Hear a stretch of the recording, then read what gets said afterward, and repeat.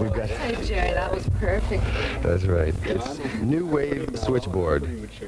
That's it. We've got the talking heads in case you are just tuning in. Don't be alarmed. This is not an alert. This is a real attack, and I'm going to play you a song just to give you a sampler of what we have by the talking heads, and we'll come back with some conversation. Stay tuned. This is FM 102, KLRB, Carmel. The Talking Heads, a song called "Uh-Oh, Love Comes to Town." It's funny, you don't sound English when you talk in the room. You know? We aren't English. You're not English. That's why. We're all Americans. Really? Yes.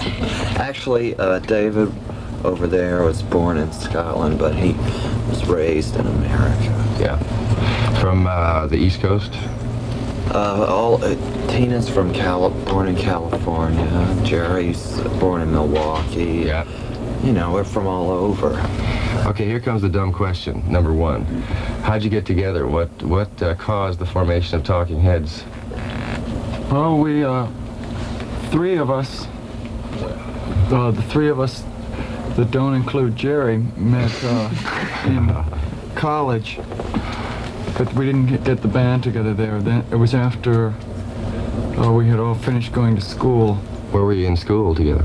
This was in Rhode Island School of Design, an art school. Yes. Some of us were in school and some of us were living in the community. Right. And then we sort of wanted to move to New York anyway, it being the major center in that area. Yeah. And then we sort of got a band together. And then just after we signed, I guess it was, Jerry joined. Great. And that's the way we are now. Let me ask you something. It's interesting you had mentioned the Rhode Island School of Design. It's kind of a cliche, especially with the English bands. It goes way back to the Rolling Stones. The saying, we went to art school. The rock and roll bands that come out of art schools. Have you had that kind of response? Well, yeah, we get it. We hear a lot of that. People ask us, did it have an effect on our music? Yeah. Did it have an effect on our general lifestyle? Could we handle all the homosexuals? Stuff like that. The answer to all those questions is yes. Yes. Unequivocally. Well, what's the deal? Is there a lot of the rock and roll bands that came out of art schools, especially early in England, are always the ones that are a little bit cocky, a little bit flamboyant, and they would have been the early proponents of what's called new wave. Is that something is there some kind of common denominator about art school, or I don't know. I haven't studied it. I guess there might be. I guess it means, I guess if you go to art school, you're not interested in a career in a factory. Mick Jagger went to School of Economics, though. Is that right? Yeah. He certainly... and now he's kept putting it into practice. Not bad. The guitar player went to art school, though. Yeah. Yeah, it seems like somebody from all those schools was reported to have come out of our school. An awful lot of people in England go to art school, though. It's not... It's different over there because it's subsidized sort of an alternative by the state. Yeah. It's like if you're going to go to college, you have to pick a kind of college you want to go to. Right. And if you don't want to study electronics or history, you study art. And I think generally it's kind of like the easiest thing to do over there.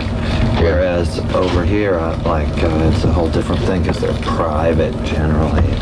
Right. You have admission standards, all that kind of. But I think there are a lot of kids in art school that would really rather be in rock and roll bands, and they're maybe in art school because they can't be in a rock and roll band. Yeah. So maybe it's just an environment that makes it easier to. Well, yeah, you can maintain that train of thought. Hang out with hit people, but Well, my impression when I found out that we were going to be getting together, I got to be honest with you, I didn't know if I would have people come in with safety pins through the earring, through the ear lobes, and ripped jeans, and have the place torn up and beer bottles through the window and stuff like that. I see you didn't put plastic over everything. No, we didn't. So you must have looked at the picture on the back of the album and decided that we wouldn't do that. Yeah, you look fairly normal, actually. I mean, fairly normal. But and the music also was unusual because when your album was shipped in with a whole lot of other quote new wave end quote albums, and it was the only one. I'm not a big fan of new wave. I sort of group by group, but from my side of it, it was the only group that I found that I liked to play, and it was because it was the only group that seemed to have more than 3 melody lines in every song. There seemed to be tunes and a beat and everything put together, and there wasn't a lot of obnoxious noise, which is we try not to direct ourselves just to people that like new wave music or just to people that like heavy metal music or whatever. We try to vary our songs and vary our sound depending on how we feel. Right. I mean, we try to be an original band. I mean, I think that a lot of bands that are coming out that have taken on the sort of label of new wave, particularly the ones that are more recently doing it, are starting to all sound the same. Yeah. I think if you look at the sort of the ones that were the originals, they do sound really different and really good. But there's an awful lot now that are sort of jumping on the bandwagon. Yeah. I mean, you got a lot of bands that have been around for 10 years, and they were wearing platform shoes and glitter costumes, and they go, well, hey, this isn't working. We've got a new costume we got to wear. We got to rip our clothes up and put those little ties. We got to, we got to cut our hair different, Right. And then they come out and they say, yeah, we're a new wave band because it. Well, when you're playing a place like CBGB's, and they get those kind of people on the stage, those kind of bands, and it's within that genre, I guess there's a whole range. Do you find that people are disappointed, Tina, that you don't get out and that you don't do things with the mic stand and stuff like that? Or do you find that they're disappointed that you're not as outrageous as you can possibly be? Well, I remember we played in Binghamton, New York, and I remember as we were getting on stage, this little girl was saying, "They're not weird. They're not weird at all." But They still liked us there. yeah, they loved us there. We got 4 encores No, thank you. in Binghamton, New York. But Really? yeah, people pretty much. I mean, we were talking about this last night. How we used to always start our sets with these really strange songs that aren't on the record, and just because when we would get on stage after somebody else, we would just sound completely different from whoever had been there. So I guess we would sort of catch people's attention for what we are and for what we do, and people pretty much soon forget, if they had any previous impression of what we might be like, they really forget it. They certainly forgot it in Nashville, Tennessee. We went there and radio was advertising us saying, "Well, punk is coming to town for the first time and maybe the last." And, they had this, there were all these people that had come to the club just to, People drove 5 hours snicker through a at us, snowstorm right? to see us. Great. Yeah, they really, it really polarized people. And then they came, and we loved it because all these people were shouting out stuff and were acting real irreverent, which got us very excited. We thought, oh, they must really like us here.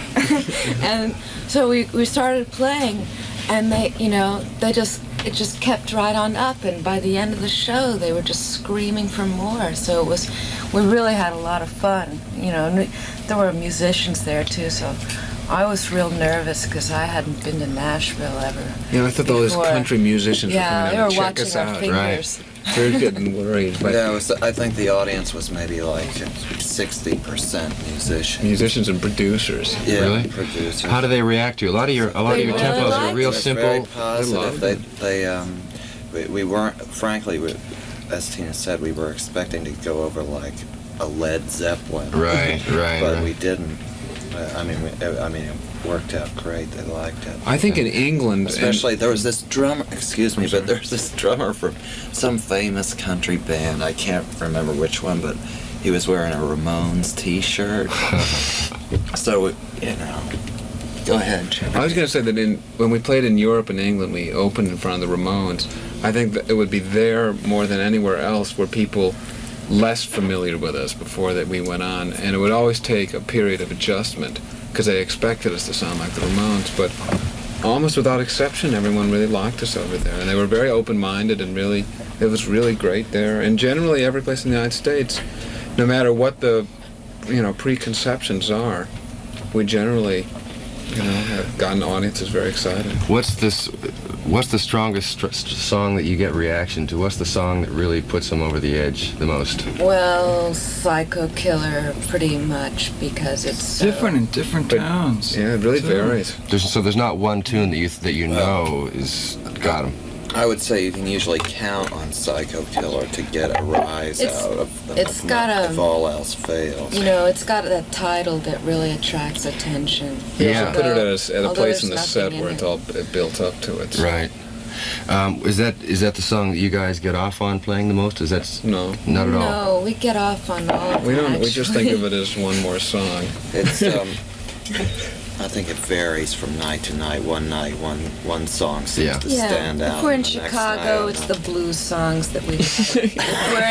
If we're in the San Francisco South, is the psychedelic. we want to play the country songs. Well, how do you feel about the Santa Cruz gig tonight? You think Psycho Killer will get it? Sure hope so. I think they all will. We're really looking forward to it. Yeah, this is a great audience in this town, in this whole area. They're just gonna.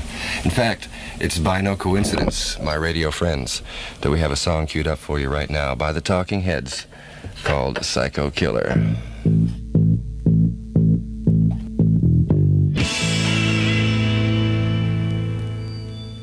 This is Psycho Killer by the Talking Heads on KLRB. On record just a moment ago, in person right this very minute.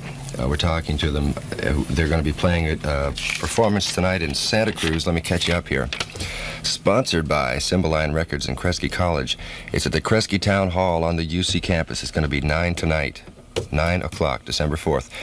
And I got to tell you that, once again, the music has been a real pleasant surprise because it's got that edge on it. It's got that element of the new wave. But there's some nice tunes in there, and the vocals are all interesting, especially that one. What do your parents think of you singing songs like this? I got to ask you that. Does your mom know you're doing this? Now that we were written up in the New York Times, they think it's wonderful. Yeah, right. When they read that review there, everything was okay. It was okay that I didn't go back to school. Yeah. Do you have to cop an attitude when you're writing a song like that? Or are you just naturally kind of, Yeah, I think that's the one song. That one in particular, I have to pretend I'm someone else. Yeah. Got to get out there. Sort of an exercise in putting yourself in someone else's shoes. Yeah. It's a funny thing. In England, of course, where that kind of music got started, there's a whole sociological movement, a feeling that goes behind songs, not so much like this, but the real radical punk rock songs. It didn't get started in England. It didn't, though. Where did it get started? Punk rock really started in New York. Seriously, we were performing 2 years before anybody ever heard of The Clash or the Sex Clash. Pistols. They all started because they saw the Ramones play. It's really all came from that. We have nothing to do with them anyway, so it doesn't matter. Really? I mean...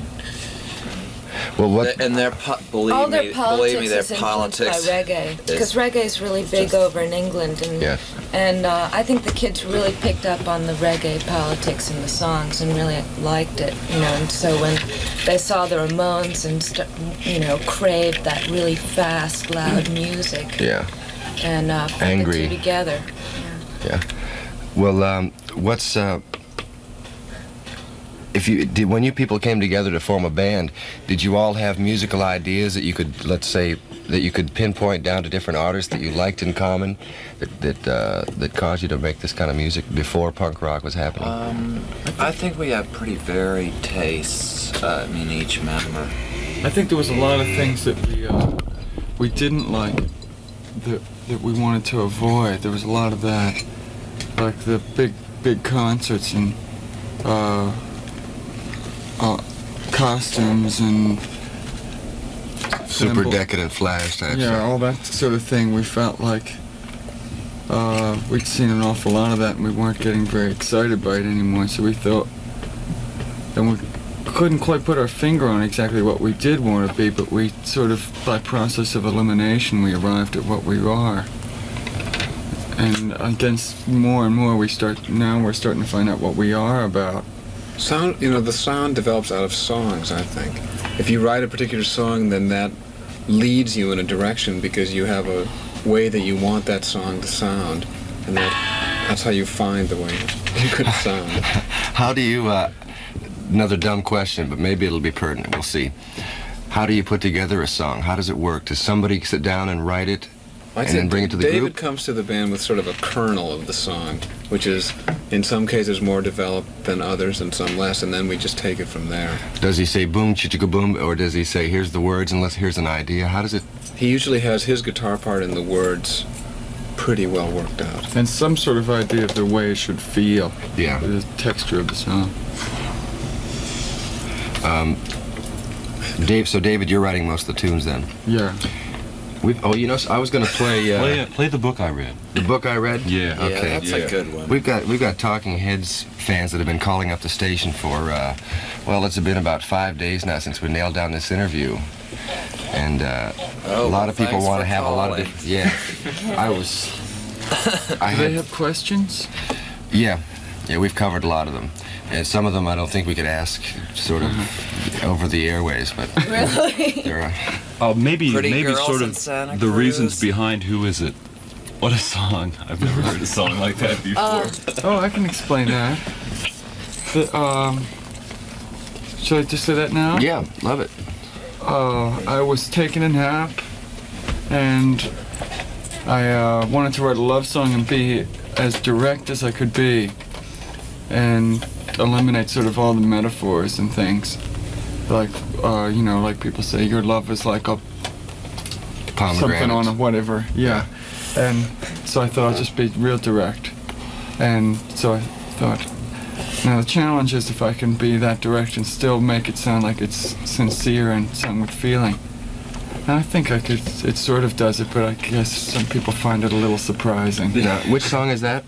Who is it? I guess we should play that one. Yeah, a song That's called what Who we Is just It? talked about. Let me, what I'm going to do is take a quick break and let people know who are bringing this program, so to, in a way, to them.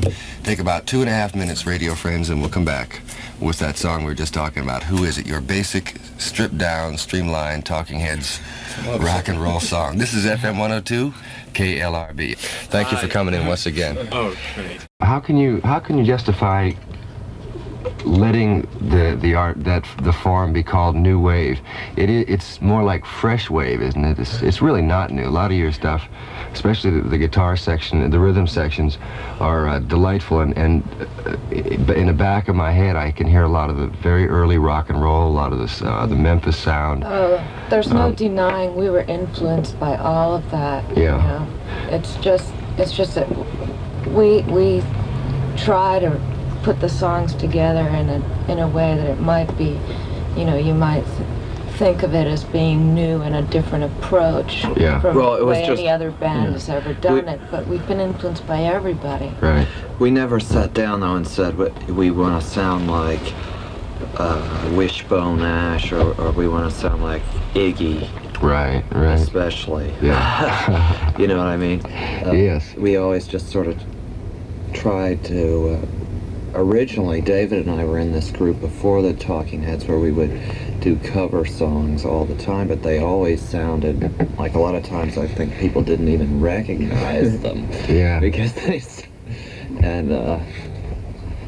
we didn't have any really preconceived ideas about we're going to sound like this or that. Right.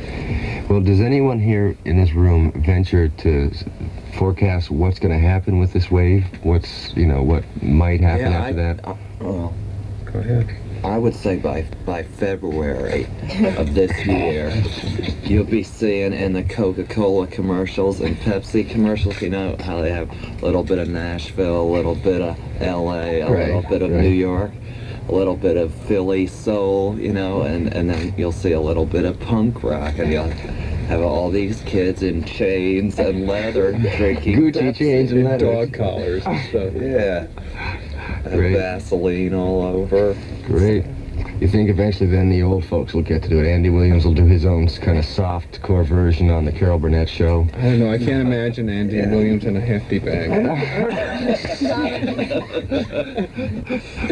the ultimate throwaway clothing, if you think about it. Yeah. And they always talk about... In England, they do that. They just go out with hefty bags on and this belt. I mean, if someone throws up on you or you just Right. You could just carry around like a whole sack of them, you know? Well, now, what the Kinks did a song about the sort of mean. Yeah, the new Christmas song by Father the Kinks is Christmas, like a punk rock Give song. all the toys to the rich little boys. I love it. Like, give me a Give us machine some gun money. and some money. We'll beat you up. Well, now, being on the road and especially being in front of these audiences, you must work with a lot of the prominent new wave or punk rock, whatever you want to call it, groups. How do you find a lot of those people without naming necessarily, unless you want to? We don't any do names? that many with what I would call No. new wave. Some we have, but a lot of times we get put in with some sort of house band in a bar, Yeah. and our audience comes and is not particularly responsive. And the house band, it gets pretty upset. They're real loud, they play these long sets, and everyone's got to like endure them. And like a lot of times the club owner manages them or something like that. We played in Washington, D.C., and the house band was so annoyed at our fans, and our fans were just sort of heckling them, I guess, but not too bad, that during our set they turned off the lights and threw a water balloon at the front row. Great. Filled with coffee, I think. Great. So then the lights went back on, and it was like all this disorder. It was very odd. So but some of the bands are good and some aren't. Well, We played with Elvis Costello in Atlanta last week, and those guys were very nice. yeah. And they were good. Except for one of them who was after Tina all night after the show. But he was actually okay. He was just I mean, reduced to an animal at that point. Yes. Yeah. Well, so you don't necessarily find that these people are actual punks. They aren't actual people that have a bad most attitude. of them they get carried away when they perform. But in dressing rooms and sometimes and out of that situation, they're really easy to talk to, and they'll talk about records and Yeah. stuff that people talk about. Well, it seems kind of dichotomous then that they would go out on stage, and I'm not directing this at you, but some of the bands would just inject this violent energy into the audience, and appear to be one thing, and appear to be championing the cause of this violent movement. And then coming off stage and being fairly mellow people, which has been my experience in meeting a lot Isn't of that them. true of the Rolling Stones? Yes. I mean, this is an old, isn't that true of, in a way, Eddie Cochran? I mean, this has been going on. Sometimes I just feel I think that it makes for a Not good true of show. Jerry Lee Lewis. Some people are. Some of the people are. Do have some mental problems. I wouldn't deny that, but they're not. I don't mean they're going to go out and beat people up. Yes. But they're not the most together people in the world. But but at the same time, I think they believe it makes for a good show, and that it's something that they I guess, like to see. They like to see violence on TV or whatever, and so I guess they figure other people like to watch it on stage and stuff. Well, it's funny, in England we had all these people coming up, and they'd written these little fanzines would say, "We're so bored with the USA," which is a Clash song. "We can't stand the USA." Then they'd come up and they'd be these polite kids coming up, "Oh, can we have your autograph? Can you do an article for our magazine?" And they go, "Well, if you're so bored with the USA, why do you want us to do an article?" "Oh, well, I mean, it's not exactly like it's all worked out. I mean, it's very sort of They have fun with it and get into slogans and like "off the pig" used to be a slogan, Right. and stuff like that. So it's a little like playing house or playing doctor. Is that what you're... Well, it's Not all we're of it. talking about young kids. When you're talking about England, you're talking about 14 to 18 Right. years old, which is a very rebellious stage in most people's lives. it's not at all monolithic. I mean, some people really believe it probably much more than others. And to some people it's just a fashion. To other people, it's something that's helped liberate themselves from maybe their parents or something else that was going wrong in their life. Right.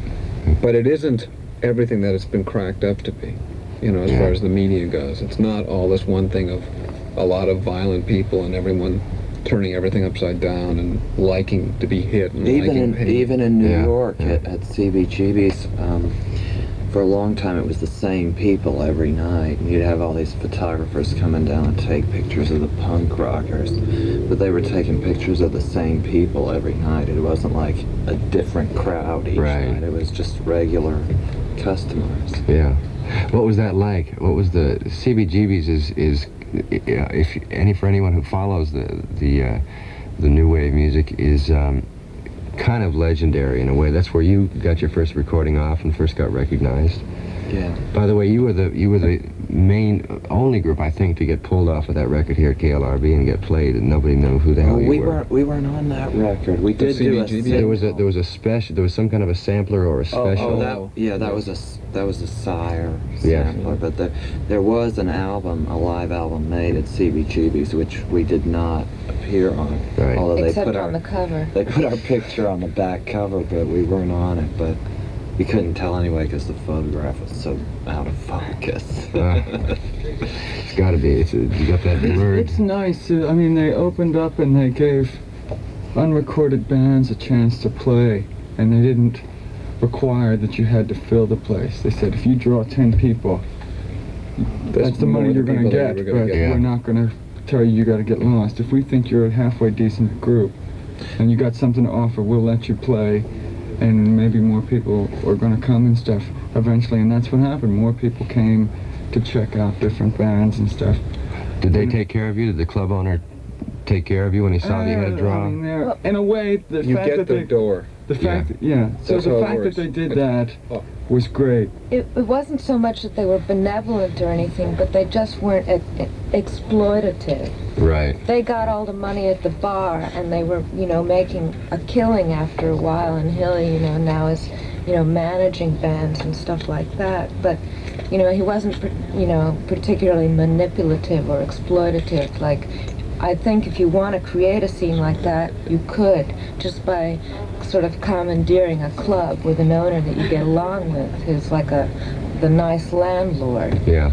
But if I can imagine that there's going to be some clubs springing up with owners who really just like disco. They just want to make a killing, and bands should be really careful of those kind of clubs. Max's Kansas City in New York is that kind of club. And Well, so it is now. It wasn't always. It I guess there's some in always. every crowd. CBGB's was really great. I mean, it was really great. The first time I ever walked into the place was before anybody heard about it. I just happened to know about it because it was across the street from where somebody I knew lived, and I walked in there and it was the Ramones and Blondie that night, and there was like 6 people in the audience. How long ago was that? All my life I had, or not all my life, but like ever since the Beatles came out, I'd imagined, like visualized a club that would be like the Cavern Club, in Liverpool or some place where you could go and watch it happen, and that's what CBGB's was and almost still is. It's a little bit now, like even on a audition night, places packed because there are people that want to see a punk rocker. Right. Well, it's also like now that so many of the bands have recording contracts and have become more successful, whenever they play, it's just jammed. And there's also a lot of new bands that have sort of stepped in to fill the spots that those bands have left because they're out of town a lot. But they've also, as a commitment to it, they've put in a $100,000 PA system. Yeah, it's got the best PA system I think we've ever played through. Really? Much better CBGB. than the Yeah. bottom. Much better than the You bottom can line. you can make a demo tape there if you're a band, and you want to make a demo tape. You can make a live one at CBGB. Say better than the Old Waldorf has. Right off the PA? Well, they have a 16-track recorder. 16-track recorder. And so it's not exactly. But it's weird, it's in this it's bar, it it's smells real bad, and then there's just It's like expensive dog equipment. shit Yeah. all over the Yeah. place. And it's got like they're always tripping because the level of the floor keeps changing. Great. Let's take a break just for a moment. By the way, radio friends, this is KLRB Carmel. We're talking to Chris France, David Byrne, Jerry Harrison, and Tina Weymouth, the Talking Heads. We'll be back in just a minute with a song, maybe a couple of songs to close it with the Talking Heads. This is FM 102.